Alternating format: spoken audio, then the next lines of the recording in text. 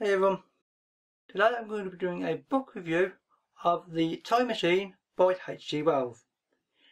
This book was written around 1897 I think, maybe, if I remember correctly. Could be wrong. And it is a very short book. It is 97 pages in length or something. This copy is the Penguin Classics edition, and it has notes in it at the start and in the back, so it's slightly thicker, but the book itself is only less than 100 pages. Now, as you almost certainly know, this is considered one of the very classics of the science fiction genre, and indeed this is kind of like one of the origin books, so to speak, of the science fiction genre. A lot of authors, and indeed other big authors, have stated that this was their direct inspiration for writing. For instance, I believe it was Ray Bradbury, the author of Fahrenheit 451, who quoted as saying that this was his inspiration. It's an important book, especially within the science fiction genre, but in general as well though. References to this are made in lots of popular modern culture, has been for, well, as long as I can remember, and will continue to be for, well, the rest of the time, which is appropriate considering the name. Anyway, onto the book itself. The book starts off in third person, where you have a group of people.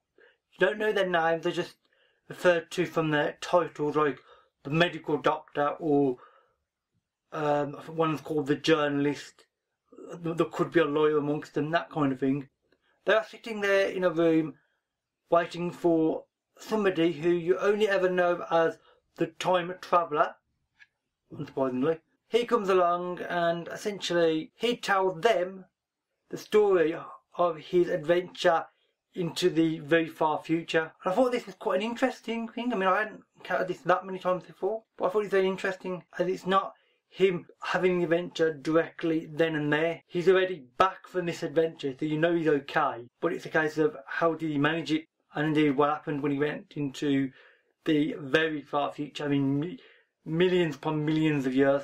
I can't even remember how long it was now, but it's really far future. And the adventure that he has is basically, he goes into the very far future and he encounters two sort of evolutionary lines of humans themselves, which is the Eloi, who are these surface dwelling humans basically, who have become really simplistic and kind of really basic humans, almost like primitive. We kind of regressed on ourselves actually. Then there are the Morlocks, who are the evil people in the book. They are the cave dwellers, and they can't stand sunlight, and they're like meant to be the opposite end of what we could regress to. The Eloi are like the simplistic, carefree, and the Morlocks are the weird underground dwelling people that we could become. He's very descriptive of scenery in the books. Now, he lives in London, the character of the time traveller, and the time machine does do that correctly. He's not meant to be travelling in time and space, unlike the TARDIS. This just travels in time, so the machine is moving where it is. It's still in the London area. So he's describing the future London, or what used to be London, with all the unusual buildings and other things, which I'm not going to go into because obviously that'll spoil the book. But he's very descriptive on scenery. And he's actually almost the opposite with the people. He only describes the Eloi and the Morlock relatively basically. You only kind of have a general idea of what they look like. He's more interested in, and indeed more focused on, the scenery. Now, on Goodreads, I gave this 5 stars, I believe. Now, I would probably say it wouldn't be 5, I'd say 4.5. It was a very good book for what it is, but it is a short story, not an actual full-on novel to me.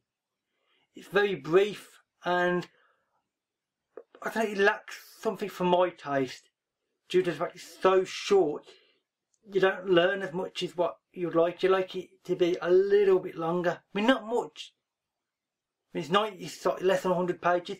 If it had even 150 pages, it might get a little bit more description in, and just a few more things would be described. But that's just my personal preference. I know a lot of people love this book, and I can understand why. The ideas in it are just classic ideas that are used in all modern science fiction, which is all there. And this is the granddaddy, I suppose you could say, of the science fiction genre. So, in summary, a really good book, obviously, a classic, a true classic of the science fiction genre.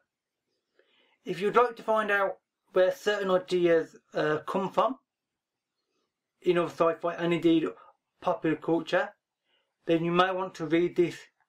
Certain references you may get. Coincidentally, I read another series of books, Hitchhiker's Guides, which had one thing in common in that they, like this, are used in a lot of modern popular cultural references, and it's worth reading this book just to see where certain things get its references from, if nothing else. Although it is quite a good book, and it is a very short book, so you can read it in, I mean, it took me, what, 2.5 hours I think it was, you know, on a Saturday. So it shouldn't take you long at all. Anyway, that's it. I want to try and keep this relatively short. I don't think I've managed it, but well. I hope you've enjoyed this review. If I've missed anything significant out to do with this book, then please let me know.